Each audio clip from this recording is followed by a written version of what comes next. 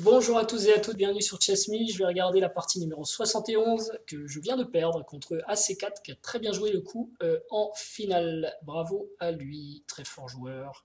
Alors, qu'est-ce qu'on peut dire on a eu... Ah bah, d'abord, je vais regarder un petit peu ce qui s'est passé dans la partie. Donc, on voit que finalement, dans l'ouverture, bon, c'est un gambit de Budapest, donc les blancs sont mieux, les noirs souffrent tout le temps. Et à un moment, je dois me tromper parce que bah, je souffre plus qu'il ne faudrait. Mais j'arrive à redescendre dans la finale et à revenir à peu près vers l'égalité, même si c'est irrégulier. Et finalement, à gaffer la partie. Ok, bon. Une bonne partie en tout cas, bon entraînement, intéressant. Euh, 39 pertes moyennes en centipion, c'est pas terrible, mais on est sur une partie très longue quand même, donc c'est pas mal. Il y a 5 imprécisions, 2 erreurs, 2 gaffes, c'est beaucoup. Un bien meilleur jeu quand même du côté de mon adversaire, comme quoi il faut vraiment beaucoup bien jouer pour réussir à gagner une partie, parce que malgré tout, au 50e coup, on parlait encore de partie nulle, hein, malgré la différence de niveau entre les deux. Donc voilà. Maintenant, je vais aller voir ça dans la partie avec vous. Donc l'ouverture. Check. Voilà, jusqu'ici rien à dire. Et là, c'est mon ordinateur qui m'a conseillé de jouer fou F5. Mon Stockfish n'est pas violent comme enfin le module ici avec Lichess n'est pas très puissant, il va pas à une profondeur énorme, donc difficile de lui faire confiance. Mais il aime bien tour D8 ou A5. Alors A5, pourquoi il prend pas parce qu'il va falloir qu'il vive avec ça plus tard. Ah oui, puis ça donne une super belle case. Ça, c'est un truc que je retiens tout de suite. Voilà, parce que regardez, après, s'il essaye d'avancer, on a cavalier C5. Et on est content d'avoir ce cavalier ici, même au prix d'un pion, un pion qui est quand même un peu condamné, je pense, dans la vie. Donc, pourquoi pas. Je le retiens, c'est intéressant. La case C5 pour le cavalier contre une structure vraiment mauvaise. Ça, c'est vraiment intéressant. Et sinon, il nous donne aussi tour D8, qui est plus direct que tour 8 que j'ai joué, je pense. Non, c'est fou F5 que j'ai joué. Tour D8, ok. Ah oui, il viendrait appuyer là, on est embêté, peut-être on joue F6. Lui, il propose pas, mais F6 c'est un coup, c'est sûr. Bon. D'accord. Fou F5, je pensais que c'était bon. Alors on voit que l'évaluation change pas non plus spécialement sur Fou F5, hein, donc c'est pas non plus catastrophique pour l'instant. J'ai pas à remettre en cause forcément toute mon ouverture là-dessus. Tour AC1, jouable. Et donc ici, je pense que A5 à nouveau avait voix au chapitre, quoi. Et ouais. Et là, je pense que c'est vraiment mieux. A5, bon, il n'y a plus de répertoire d'ouverture, on est fini là-dessus. A5, ouais. B prend A5, cavalier D7, on est content. Très content. Donc F3, je vais jouer quelques coups juste pour regarder à quoi ça peut ressembler sur un jeu à peu près correct. Hein. Fou D7, ouais, fou D6. On est serré, mais il va avoir du mal à passer, quoi. C'est un peu l'idée. Peut-être même fou E6 c'est mieux que fou D7 ici. Fou E6. Parce que j'ai pas peur de ça avec F6. Et on propose même tour A6, tour A8, vous voyez. Donc il y a moyen de moyenner. Donc ça, je le retiens. Fou F5, ça me va bien. Par contre, si on me laisse pousser à 5 même pour casser la structure, je le ferai. Donc j'ai joué tour F8 qui est pas terrible, mais pour l'instant ça va encore selon l'ordi. Tour AD8 ou A5, bon je choisis, comme j'ai pas A5, je l'ai dans le radar, je l'ai dit, mais j'ai pas, je joue ça, ok. Dame D5, pas terrible. C prend D6 devait être mieux parce que tour prend D6. Et des coups comme Dame C3 ou Dame B2 que j'avais évoqués qui sont quand même très embêtants, il y a de la pression. Ok, je vais surtout regarder mes erreurs, hein, si vous permettez, c'est ça qui va m'apprendre. C6, donc C prend D6, Dame prend D6, ouais ça va, les deux vont. Dame prend D6, tour prend D6, tour FD1, tour prend D1, Check. tour prend D1, et ici un coup important F6, voilà, il le propose aussi, j'avais regardé H6, j'avais regardé les deux, j'ai choisi F6. A priori c'est le meilleur, donc je suis content, c'était un moment critique, F3, et ici, nouveau moment critique, j'aurais peut-être pu jouer avec fou E6 d'après l'ordi, roi F7, ça peut pas être très grave, E4, fou E6. Et vous voyez, l'ordi ne veut pas prendre non plus, hein, c'est pas à son avantage. Tour D2, alors tour D2 c'était vraiment inutile parce que je vous ai dit le pion n'est pas menacé, si je le prends il joue tour 1, c'est un grand classique ça, hein, donc, et il récupère le pion A7 derrière. Parce que le fou de case blanche peut pas s'en aller en défendant. Bon, j'ai de toute façon évoqué la variante pendant la partie, tour des 2. Donc là, il me redonne un peu le temps. Et roi E7, c'est pas le mieux. Il fallait peut-être aller pour les échanges. Alors, lui propose cavalier C4. Allez, on va tenter tour D4 qui me paraît actif. Et B5 pour s'installer là. Ok, faire de ça une case forte. Parce qu'on a deux défenseurs contre un seul assaillant, principalement. Maintenant, il faut voir ce qui se passe sur des coups comme tour D6. Tour D6, il va falloir qu'on soit un peu passif avec tour C8. C'est un peu embêtant ça. Ah ben non, il n'y a pas de tour D6, pardon. Bah oui. Ouais, donc c'était pas mal ça. Et sur fou prend, tour C6, on peut même régler un peu le problème en jouant fou prend à 2. Et ouais, ça doit tenir. Après, on est dans les fous de couleurs opposées. Si on arrive à échanger les tours, ça va se finir par la nulle. Si on gaffe pas, parce que les fous de couleurs opposées, même quand on gaffe, c'est plus nul.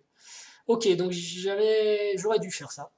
Au lieu de ça, j'ai fait roi E7. Bon, je me précipite un peu, c'est pas la fin du monde non plus, ça va. Hein. Roi F2. J'avance. Tour D8, je pense que c'est conseillé par l'ordi. Donc tour prend, roi prend. Toujours pas de fou prend. Vous voyez, la valeur de la paire de fous, l'ordinateur ne veut jamais la donner. Surtout que ici, mon pion en E5 devrait permettre, avec G5, comme je disais, de bien bloquer sur case noire tout le complexe ici. Et à la limite, soit je viens renforcer avec mon roi et c'est nul, soit j'essaye de passer de l'autre côté et je gagne. Quoi. Enfin, s'il prend, c'est les noirs qui vont jouer pour le gain. Donc je suis content parce qu'en gros, j'ai compris ça aussi. Fou E3 et fou prend A2. J'aurais pu préparer avec B6 pour faire une menace, mais il aurait joué là. Bon. Allez, fou prend A2, fou prend A7, on échange des pions. Je suis quand même un peu moins bien, donc je suis content d'aller vers échange. Alors, roi C7, oui ou pas? Non, il aime pas. Ça, il aime pas. Il préfère fou C4, enlever la paire de fous. Et pourquoi j'ai pas joué fou C4? C'est le seul coup qui l'évite, c'est fou D1, mais ça paraît pas être le coup du siècle. Surtout qu'après, il y a cavalier échec, cavalier prend. Donc c'est presque... Ah, il pouvait jouer ça. Et on prend. Ah ça j'ai vraiment raté, là je suis un peu déçu. Et cavalier D7 ou pourquoi pas cavalier C4? Ah peut-être parce que le roi va rentrer ici. Cavalier C4, roi ici, B5, roi ici, et au prochain coup il vient là, et bon, peut-être qu'il se débrouille avec le fou avant, mais qu'il fasse sortir, enfin en tout cas je vais avoir un gros trou en C5, ok. Donc cavalier D7, il faut qu'il enlève le fou, sinon il y a B6 qui peut être embêtant, fou E3, et il propose roi C7 ou H5, j'aime beaucoup H5 parce que case blanche, à voir. Une finale qui doit encore être nulle. Bon, mais j'ai pas joué ça, j'ai joué roi C7. Fou D4. Bon, ceci étant, vous voyez, l'évaluation n'est pas catastrophique non plus. Roi D6 se replace, c'était pas obligé, roi D6. Peut-être cavalier D7 qui était mieux ou G5. Mais bon, ça va toujours. F4. Cavalier D7. G4. Ah là, j'ai craqué parce que c'est pas très grave. Comme je défends ce pion, il propose G5. Intéressant, à voir. G5, je peux prendre. Il vient défendre. H6 pour défendre. Et ouais, il n'y a personne qui passe là. H4 peut-être pour en mettre plus. Fou B1. Fou F3. Ouais, si, je peux même attendre, je pense que ça va bien. Ouais. Donc là, j'ai raté G5. Ok. J'étais un peu stressé à ce moment-là, pourtant j'avais du temps. Et le stress, bah voilà, pas bon.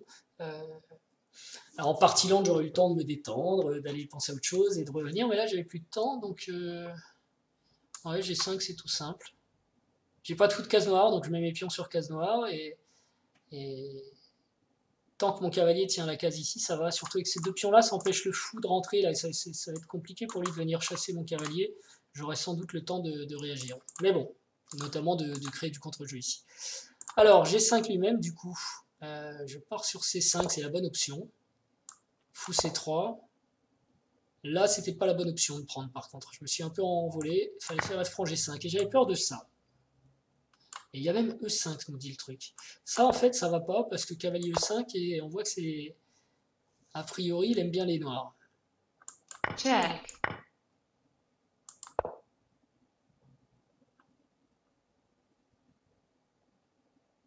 On va venir faire une petite pression dans le coin. Et comment, si je pousse G6, ah oui, après je peux arrêter le roi ici. Ah ouais, d'accord. Donc il faut qu'ils prennent. J'ai des pions doublés, mais les pions doublés contre les fous, parfois c'est bien parce que si les fous n'arrivent pas à se mettre juste en face pour les bloquer, ils survivent quoi. Et là, effectivement, d'après l'ordi, c'est nul. Bon. C'est prend B4, ouais, je suis allé un peu vite là, j'étais vraiment pas très bien. Fou Check. échec, c'est bien joué. Cavalier C5, c'est un peu forcé.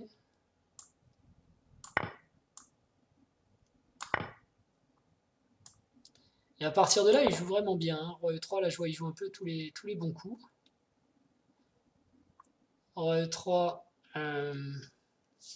Roi C6, c'est pas bon, mais là, je voulais rester au-dessus de la minute. J'ai cru que ça pouvait passer. Roi C6, apparemment. Roi C... Ouais, mais oui, Roi C6, c'est pas bon. Roi C7, c'est bon. Ça part encore pire, Roi C7, si vous voulez.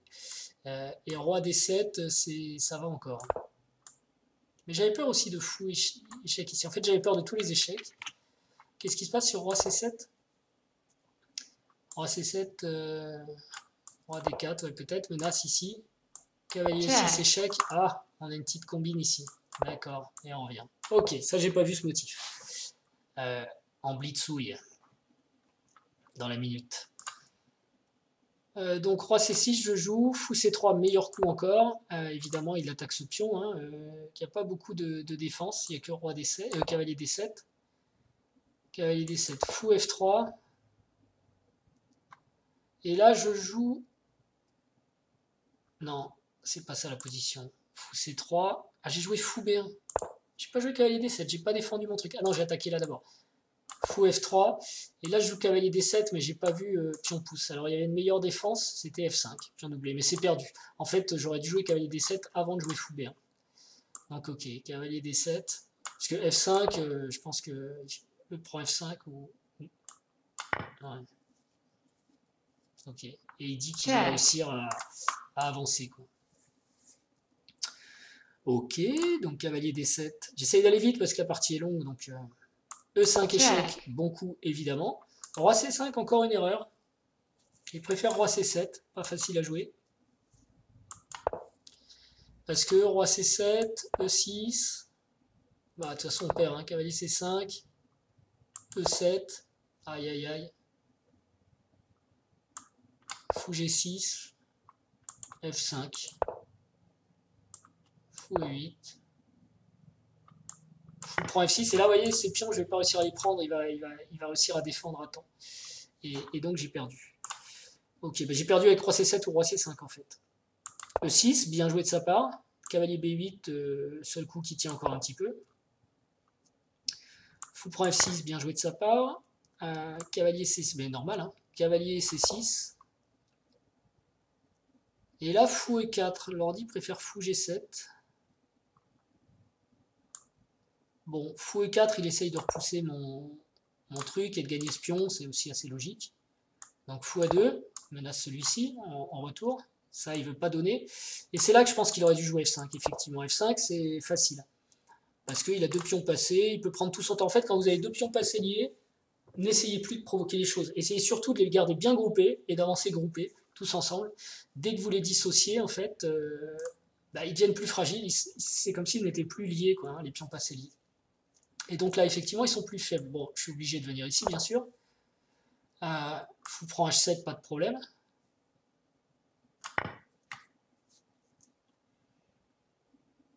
Roi D6, l'ordi aime bien B5, mais moi je crois encore à ma nulle peut-être.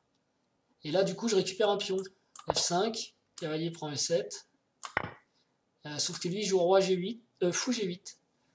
Et fou G8... Ouais, j'ai fou E8.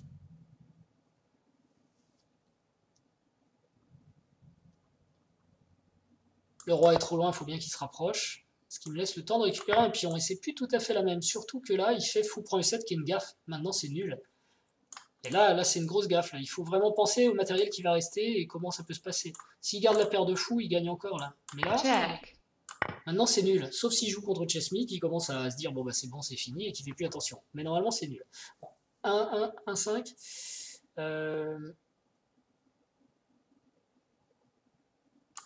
Roi E5.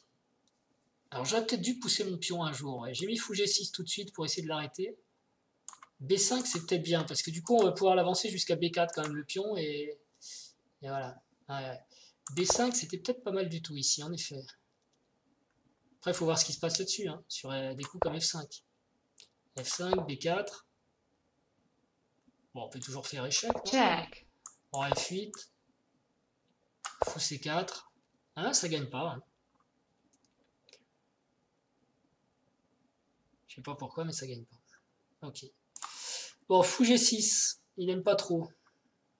Pour lui, c'est perdu Fou G6. Bah, vous voyez, je pensais que là, c'était nul. Et en fait, bon, il dit que c'est perdu. Il a du mal à le gagner quand même. Hein. Fou C4, ça va. Roi F8. C'est pas si catastrophique que ça. Ah, si, parce que je donne la case F6. Il fallait que je remette Fou E8. Et que je parte pour B5. Ouais, c'est vrai. Je sais pas si je joue H4, B5, là j'ai le temps. Ah ouais, j'aurais dû plus jouer sur mon pion. Je pensais que j'avais même pas besoin de ce pion pour annuler. C'est là qu'a été mon erreur. Donc vous voyez, c'est intéressant d'analyser ces parties, puisque je pensais que j'avais perdu parce que je donnais une case. Mais en fait, ici, les blancs, en jouant intelligemment, réussissent quand même à prendre l'avantage. Par contre, si on avance le pion, notamment jusqu'à B3, et s'il passe B5, il passe B4, hein, parce que B4 n'est pas défendable. Et donc après, ce sera B3 la prochaine menace, et s'il arrive à B3, c'est B2. Et le roi blanc, d'un seul coup, est très loin. Donc c'était ça l'idée. Bon, Fou G6, ok. Fou C4, Roi F8, un peu une erreur. Mais je pense que d'arriver là, c'est bon pour moi. Donc là, il aurait dû jouer Roi F6, il joue H4. Roi G7, il est bien mon roi en G7 quand même. Et ça redevient à peu près nul. Fou E2. Et c'est là que je vous parle et que je fais Roi H6 qui est une faute, mais je réponds Roi F6 qui est aussi une faute, remarquez. Ici, il faut que je joue Fou C2. Sans craindre donc des coups, alors on peut essayer comme ça peut-être, pour faire avancer, parce que j'ai le temps d'avancer, c'est toujours ça. Si je viens là, Fou D1, je dis c'est pas grave, je vais venir t'arrêter ici, et je vais encore gagner du temps pour pousser mon pion, quoi. Du coup, il faut qu'il aille défendre le pion, parce que s'il essaye d'avancer, là, il va être très mal. Ouais.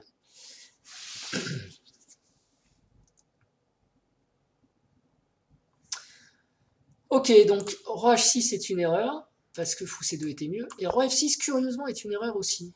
Il fallait qu'il joue Roi D5. Ah, il fait un peu... il vient chercher ça, quoi, en fait, d'abord, avant de se préoccuper du reste. Et là, il fallait que je joue Fou E4. Non, Fou H7, que j'ai pas joué. Ah, j'ai même pas pensé à Fou H7. Bon, c'est pas si nul que ça, Fou H7, hein, quoi qu'il en dise.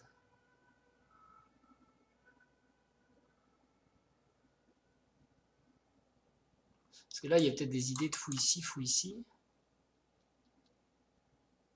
Je vois pas trop comment on part. Là, il propose Roi E6, mais moi, j'aime pas Roi E6. Si on joue Roi ici... Ah, il y a toujours ce fameux pion de B5 qui va venir nous embêter. C'est vrai, s'il Fou ici, on échange et on gagne. On peut plus pousser. Donc, il faut aller chercher le pion. Et il faut y aller en urgence, en plus. Hein. Et là, on gagne plus, ouais, sans doute qu'on gagne plus. Ok, ouais, je savais bien que j'avais ce pion sous le coude après, pas au début. Au début, je me suis dit, j'ai même pas besoin de lui pour faire nul. Après, je me suis dit, très bien que j'arrive à l'avancer, mais lui aussi. Et il a toujours fait en sorte que je l'avance pas trop. Vous voyez, il est resté là. Et je pouvais plus l'avancer. Roi E5. Fou G6. Donc j'ai toujours Fou C2 que j'aurais dû jouer. Ok, à chaque fois je le rate. Roi D6, on est passé par là, il s'est passé tout ça, bah, je me souviens plus. Donc c'est un festival de gaffe ici. Là, il faut jouer Fou E4 donc pour l'empêcher de passer. Et c'est ce que je dis. Ça, je m'en suis rendu compte après. Je vous l'ai dit, Fou E4 c'était mieux, alors que Fou E8, ça n'empêche pas grand chose parce que je lâche cette case. Et là maintenant, c'est super grave. Là, c'est perdu. Ah, on est d'accord. Là, c'est vraiment une gaffe. Il fallait jamais lâcher cette case. Donc, c'est un truc que je retiens. On peut sacrifier sur F5, mais on n'arrivera jamais, ou avoir du contre-jeu si on a un pion. Mais on n'arrivera jamais à l'arrêter sur F7, surtout quand le roi est en E7, quoi. Et ah ouais, dommage. Alors que Fou E4. Et c'est là que j'allais vite. Fou E4 fait nul, sans doute. Fou E4, Roi E6. Je tiens la case. Et si le fou s'en va, je pousse le pion. C'est un peu ça mon idée. Fou G2 tient plus la case. Hein. On va dire plutôt Fou C2 si vous permettez.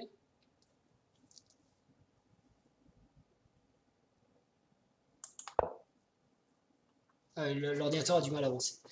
Ok, bon, d'ailleurs, ici, on est dans la partie. Non, on n'est pas dans la partie. Donc, il a fait F5.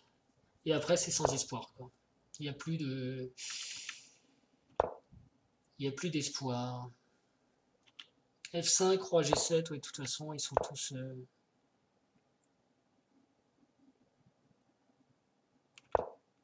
Roi E7.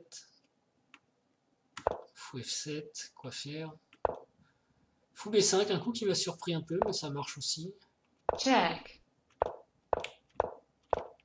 Ah, je peux rien faire contre ça. Check. Ça, c'est bien vu. C'est une très belle manœuvre de sa part. Et c'est fini. Bon, écoutez, je vous remercie en tout cas de votre fidélité. Moi, j'ai appris dans cette partie que j'ai vraiment du mal, je le sais, avec le Gambit de Budapest. C'est peut-être l'ouverture qui va disparaître prochainement de mon répertoire. Parce que c'est toujours dur, quoi. C'est marrant parce qu'on arrive toujours sur à peu près la même position, donc je les connais, mais ça suffit pas à faire la différence face à des bons joueurs, ou des joueurs de bon niveau. Bons joueurs, je voulais dire plus forts que moi, parce que j'en ai rencontré beaucoup plus forts que moi récemment avec des Gambit de Budapest, où j'ai réussi à faire nul quand même en tournoi. Alors c'est curieux que j'arrive à faire nul avec le Gambit de Budapest en tournoi et pas ici face à des joueurs un peu moins forts normalement sur l'échiquier, mais on ne sait jamais dans quelle mesure les gens cèdent un petit peu de l'ordi, mais sans aller jusque-là. Il y a le temps aussi, en partie lente, j'ai tout le temps de pas gaffer, par exemple ici F5, ou de jouer sur la case C4 pour fou C4 par exemple pour échanger le fou. Je ne comprends même pas pourquoi je ne l'ai pas joué. Ça, je l'aurais forcément joué si j'avais eu beaucoup plus de temps. Donc c'est ça qui fait les différences, c'est que j'ai quand ça reste long, enfin quand c'est rapide, je continue à avoir des petits bugs, mais je trouve que c'est toujours mieux qu'avant et on progresse. Voilà. En tout cas, là n'est pas le propos. Le propos, c'est que on s'est amusé, on a fait une belle partie. J'espère que ça vous a plu. L'analyse était aussi intéressante et je vous dis à très bientôt. Ciao.